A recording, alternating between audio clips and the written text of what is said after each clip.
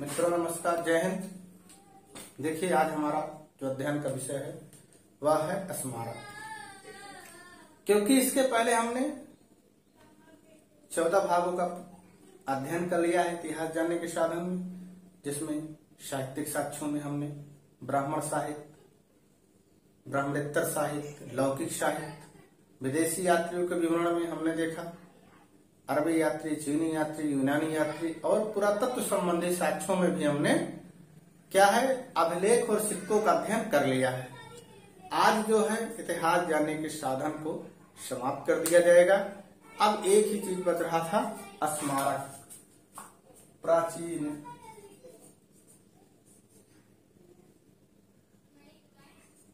इतिहास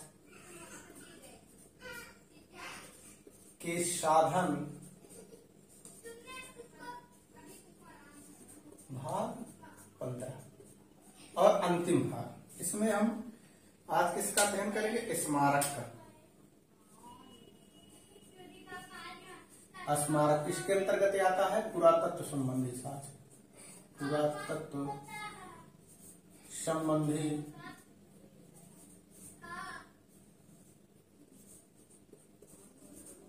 साक्ष्य। अब देखिए, जैसे अभिलेखों का महत्व था इतिहास में जानने में, सिक्कों का था, उससे कहीं कम नहीं है स्मारकों का महत्व। क्योंकि हम देखते हैं कि जो हमको प्राचीन कालीन स्मारक मिले हैं उससे उस समय की सामाजिक, धार्मिक, सांस्कृतिक, राजनीतिक और आर्थिक स्थिति सबका हमको क्या है उससे जानकारी मिलती है कि उनकी कैसी आर्थिक स्थिति थी। जैसे हमको जो सिंधु सभ्यता के स्थल मिले हैं खुदाई में, या जो उस समय के मंदिर मिले हैं, उस समय के जो हमको विहार मिले हैं, चैत्य मिले हैं, यानी कि जो कुछ उस समय की स्थापत्य कला, मूर्ति कला या वास्तुकला। ठीक, देखिए स्थापत्य कला चाहे हो, मूर्ति कला हो, मंदिर, कोई भी जितनी चीजें सबको उसमें हम सम्मिलित कर सकते हैं। तो स्मारक के अंतर्गत हम किसको सम्मिलित कर सकते हैं? मंदिर, विहार, चैत्य, स्तूप, उस समय जैसे सिंधु सभा हमको मिले थे, स्नानागार,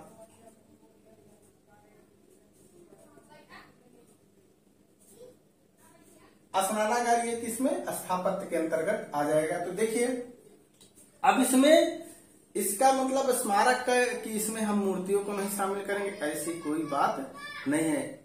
इसके अंतर्गत मूर्तियां भी सम्मिलित की जाएगी, क्योंकि मूर्तियों भी क्या है, इनके अंग थे। और मूर्तियों में मूर्तिकला और चित्रकला दो चीजें हैं, ध्यान दीजिए, मूर्तिकला और चित्रकला। जैसे पहले थोड़ा सा जान लीजिए, जैसे हम अब आपको उदाहरण दे रहे हैं एक मंदिर का ही। ठीक, मान लीजिए कंदरिया महादेव का ये मंदिर है। ठीक, ये कंदरिया महादेव का मंदिर है। ठीक, तो इसमें देखिए अगर ये कंदरिया महादेव का जैसे मंदिर मान लीजिए, तो ये क्या है, ये पूरी मंदिर तो हमारी क्या हो गई? वास्तुकला होगी। क्या हो गई? या वास्तुकला हो गई। और इसके अंदर जो गर्भगृह में मूर्ति की स्थापना है उसको क्या कहेंगे हम? मूर्तिकला। समझिए तीनों, उसको क्या कहेंगे हम? मूर्तिकला। लेकिन जो दीवारों पर चित्रकारी की गई है, ठीक, जो दीवारों पर चित्रकारी की गई, इनको हम क्या कहेंगे? चित्रकला। ये तीनों क्या है? स्मारक के अंतर्गत तीनों का ही अपना महत्व। समझ में आया? यानी कि जो हमको मंदिर मिली है, मंदिर उसको हम वास्तुकला के अंतर्गत रख सकते हैं। उसके अंदर जो मूर्ति है मूर्तिकला, और कंदरिया महादेव या खजुराहो के जितने भी मंदिर हैं अपनी विशिष्ट चित्रकला के लिए, जानिए खजुराहो के जितने भी मंदिर मिले हैं वो अपनी विशिष्ट चित्रकला के लिए विशेष रूप से प्रसिद्ध हैं। तो देखिए इसके अंदर मंदिर, विहार, चैत्य, स्तूप या इन सबको सम्मिलित किया। इसमें भी आप मूर्तिकला और बढ़ा लीजिए, स्थापत्य कला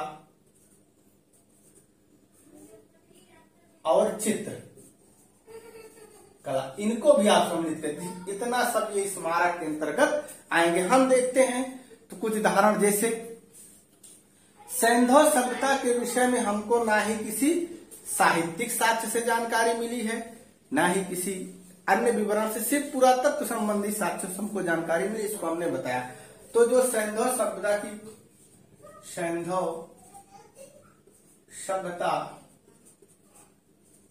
की खुदाई में 5 सहस्र यानी 5000 वर्ष की जो सभ्यता थी, सहस्र वर्ष की सभ्यता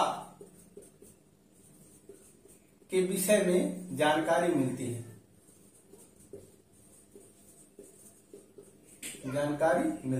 ठीक।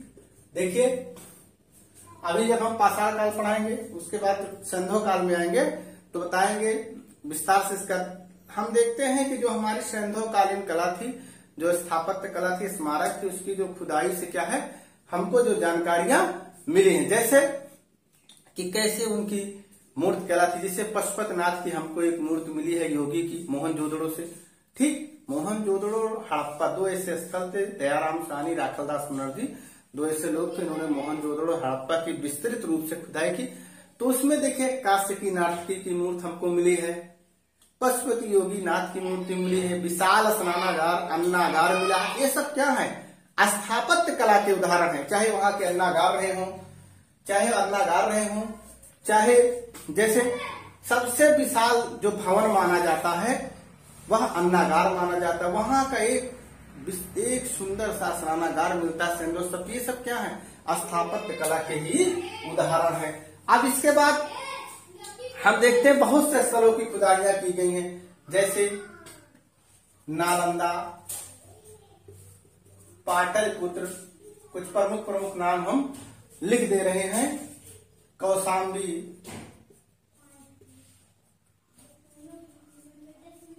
सांची, भरहुत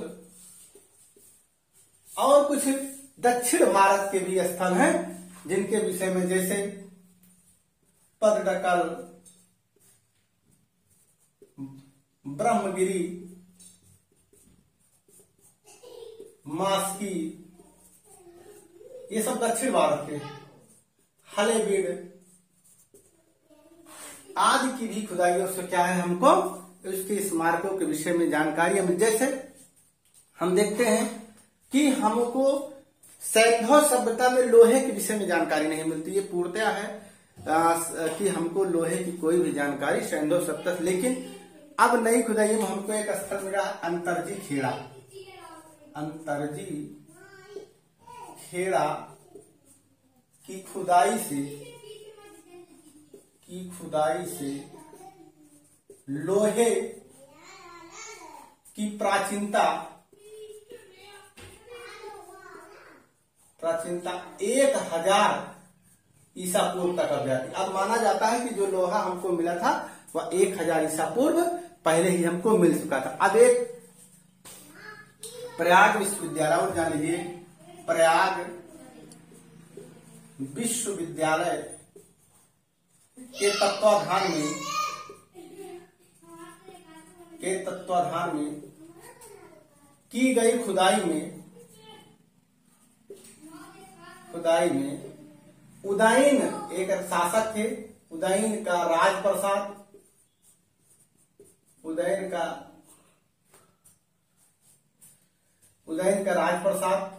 और घोषित राम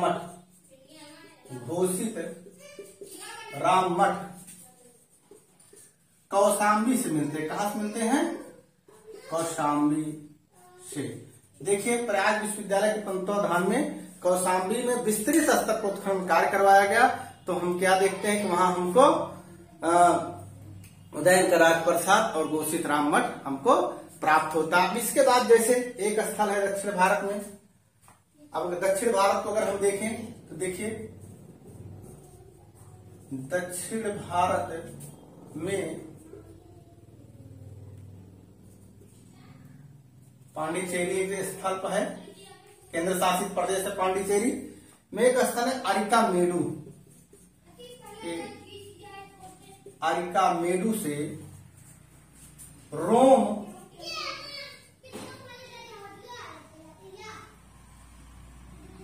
रोम या रोम काल के दीप, सिक्के, बर्तन, ये कहां से हमको मिले? दक्षिण भारत के पांडिचेरी में हमको रोम काल के, यानी कि रोमन जो है दीप, सिक्के और बर्तन मिले। अब इससे क्या स्थापित होता है कि रोम और भारत का पारस्परिक संबंध था। अगर पारस्परिक संबंध नहीं था तो ये वस्तुएं क्यों हमको प्राप्त होती? ये भी क्या है? हमको खुदाई के द्वारा मिली। तो उसके बाद जैसे बहुत से और से उदाहरण हैं जिसके विषय में हम देखते हैं। जैसे भारत के बाहर आपने नाम सुना होगा कंबोडिया का आपने नाम सुना होगा। अंकोर वाट मंदिर है। कंबोडिया का अंकोर वाट जो मंदिर है वह विश्व का सबसे बड़ा है। विश्व का सबसे बड़ा मंदिर माना जाता है कंबोडिया का अंकोर वाट मंदिर। कंबोडिया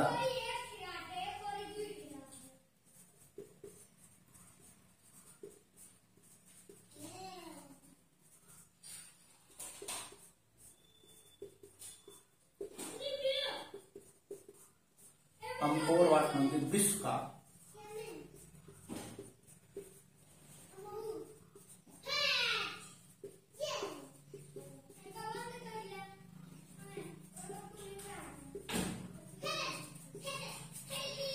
इसकी स्थापना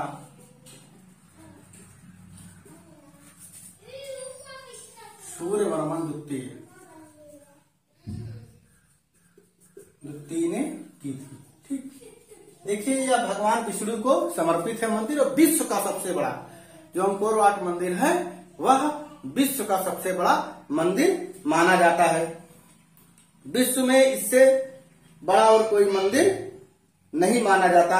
और एक है जावा में बोरोबुदुर स्तूप। बोरो जावा का बोरोबुदुर स्तूप। तो देखिए उसके बाद इसके अलावा भी अभी भी आप जानेंगे बोर्निया, माली, ये सब जो बाहर के देश हैं यहाँ भी हिंदू स्थापत्य कला के विषय में हमको इन सबसे किसकी जानकारी मिलती है? हिंदू स्थापत्य कला के विषय में जानकारी मिलती है। इनकी कैसी व्यवस्थाएं थी। अब जैसे ये जो आपका कंबोडिया का अंकोर वाट मंदिर, इसके जो दीवारों पर ब्राह्मण के बहुत से दृश्य हैं, पौराणिक दृश्यों का भी उल्लेख मिलता है। तो ये क्या है? ये सब हमको स्थापत्य कला से उस समय के विषय में सूचनाएं प्राप्त होती। अब इसके बाद भी कुछ है, इतना लिख लीजिए तो 2-4 जो परीक्षा दृष्टि से और बता देंगे हम। ठीक, इसको लिख लिए एक बार। देखिए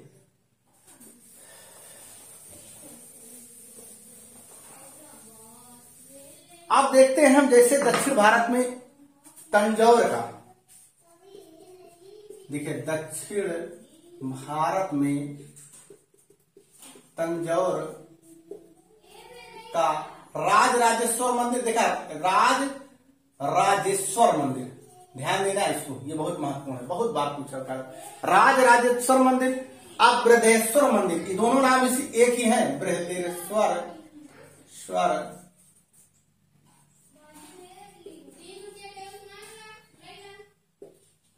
चाहे इसको राजराजेश्वर मंदिर कहें चाहे बृहदेश्वर मंदिर कहें।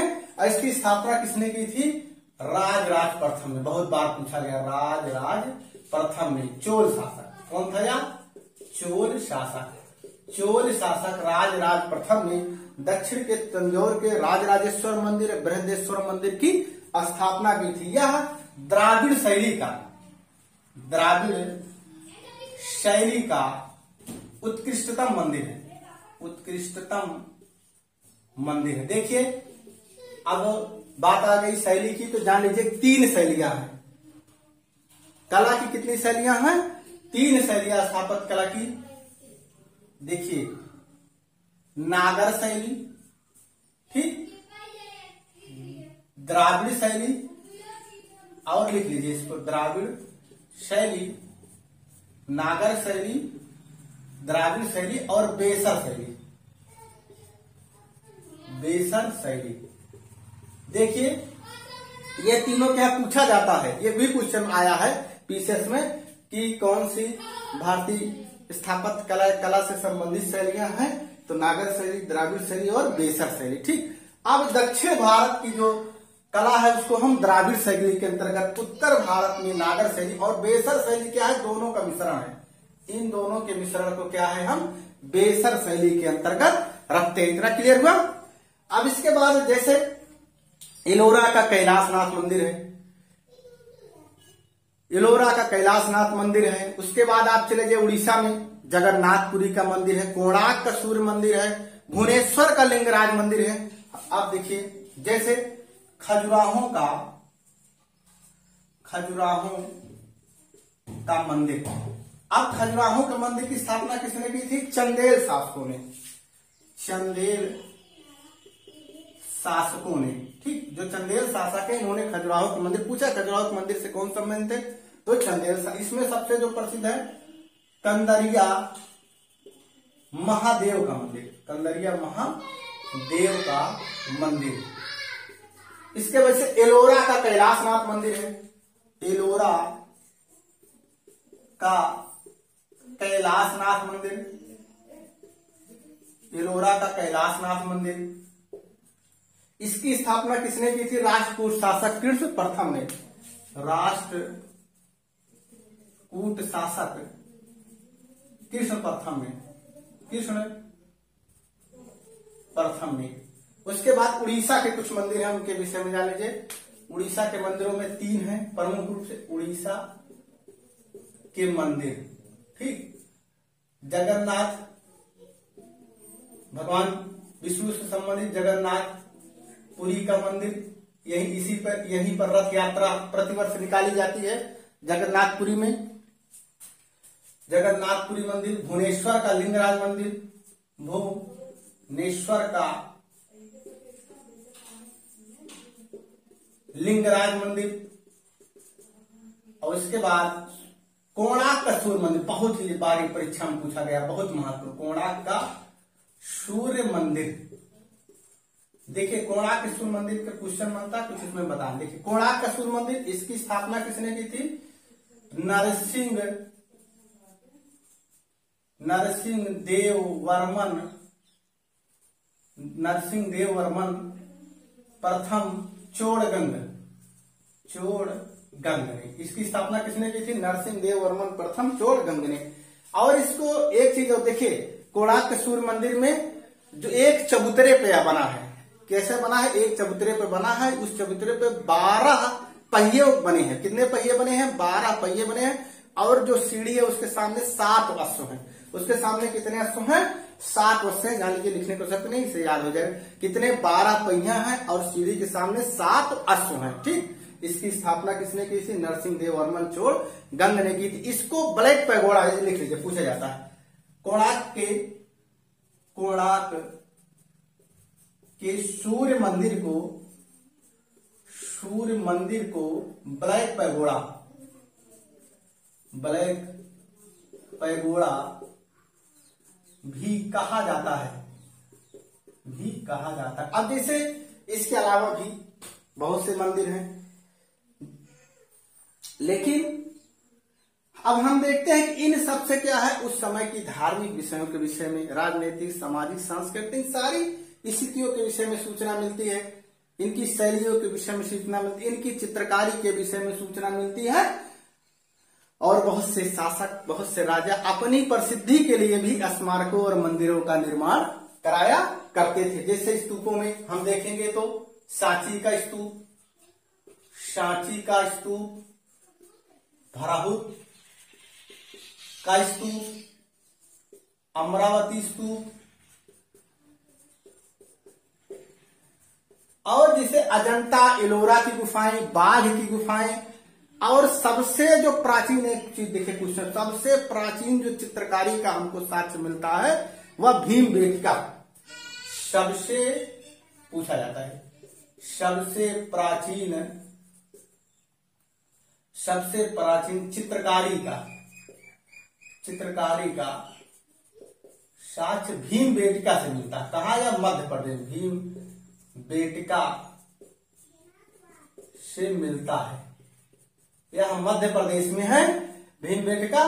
और किस काल का माना जाता है? मध्य पाषाण काल, मध्य पाषाण काल। इतना क्लियर हुआ। हम गुप्त वंश के जानने के साधन में हमने जैसे देवगढ़ का दशावतार मंदिर, भुमरा का शिव मंदिर, नचना का पार्वती मंदिर, इन सबके विषय में भी कहने का मतलब है कि इतिहास से संबंधित हमको इन सबसे क्या है जानकारियां मिलती हैं। चाहे स्तूप हो, मंदिर हो, और किसी भी तरीके की मूर्ति कला, स्थापत्य कला, कोई भी जो चीजें हैं हमको उनसे क्या है इतिहास के विषय में जानकारियां प्राप्त होती हैं। और हम क्या है इतिहास के साधन के रूप में इसको जानते। क्यों? क्योंकि हमने बताया था जहां से साहित्यिक साक्ष्य जो है वह मौन हो गए, तो हमारा एक ही चीज क्या था? पुरातात्विक साक्ष्य। पुरातत्व का ही सहारा था और पुरातत्व के ही द्वारा क्या है हम जाने कि कैसे उनके स्थापत्य कला थी, कैसे उनका धर्म था, कैसे संस्कृति थी, या किस प्रकार की उनकी व्यवस्थाएं थी। इन सबको हम कहां से जानकारी प्राप्त किए? पुरातत्व के माध्यम से। तो आज यह हमारा अब इतिहास जानने के साधन समाप्त होता है। इसके 15 भाग हुए। एक बार इसको हम पूरा रिवीजन कर दे दोबारा स्मारक को। जैसे स्मारक में हम क्या है मंदिर, स्तूप, चैत्य, विहार, मूर्ति कला, स्थापत्य कला, चित्रकला सबको सम्मिलित रूप से रख सकते हैं। हमको किस प्रकार से सिंधु सभ्यता के विषय में जानकारी मिली, कैसे मध्यकाल के विषय में जानकारी मिली, कैसे हमको दक्षिण भारत के विषय में जानकारी मिली, उत्तर भारत की व्यवस्था के विषय में, इन सब के विषय में जानकारी के जो स्रोत थे यही हमारे मंदिर, यही स्थापत्य थे जिनसे हमको जानकारियां मिली। क्योंकि हम कोई चीज जब तक साक्ष्य नहीं उपलब्ध होता मानते नहीं क्या क्या सही है क्या नहीं, कहा कि कैसे। हमने 3 शैलियां बताया, नागर शैली, द्राविड़ शैली, बेसर शैली। पूछा भी जाता है कि भारतीय कला की कौन सी शैलियां हैं, तो नागर शैली, द्राविड़ शैली, बेसर शैली। तो आप इसको नोट कर लीजिए। अब यह समाप्त हो गया। 15 भाग है, 15 भाग को आप देख लीजिए। और कुछ इसमें लगे कि हम नवीन चीज बता सकते हैं तो आप हमसे पूछ सकते हैं, सुझाव जरूर दीजिए। देखिए जितना आप सुझाव देंगे हम अपनी तरफ से खुद सोचते हैं कि ज्यादा से ज्यादा परीक्षा के दृष्टि से जो देखिए पूछा जाए, क्योंकि बहुत ज्यादा पढ़ा देने से मतलब नहीं, मतलब उससे है कि हमको परीक्षा के समय कितना लाभान्वित होना है। क्योंकि हम परीक्षा को दृष्टि में रखते हुए ही अध्ययन का कार्य करते हैं। और आपसे निवेदन है कि इसको पूरा वीडियो देखिए, कमेंट करिए और चैनल को बढ़ाइए। ज्यादा से ज्यादा बच्चों के बीच में इसको बढ़ाइए। जो नए लोग जुड़े इसको चैनल को सब्सक्राइब कर लेंगे, शेयर करेंगे, अपने मित्रों को भी बताएंगे कि आप इस चैनल को देखें। और हम इससे भी अच्छा कोशिश करेंगे कि हो और आपको परीक्षा के समय इसका लाभ मिले। एक बार पुनः आपको बता दें कि आज गांधी जयंती है और पूर्व प्रधानमंत्री लाल बहादुर शास्त्री की भी जयंती बड़े सादगी के प्रतीक थे। तो उनको भी हम नमन करते हुए और एक संकल्प के साथ कि हमको आगे बढ़ना है, सिर्फ आगे बढ़ना है, तो इसके लिए हमको क्या है परिश्रम करना होगा, मेहनत करना होगा। बिना परिश्रम बिना मेहनत के हम आगे नहीं बढ़ सकते हैं। धन्यवाद, नमस्कार, जय हिंद।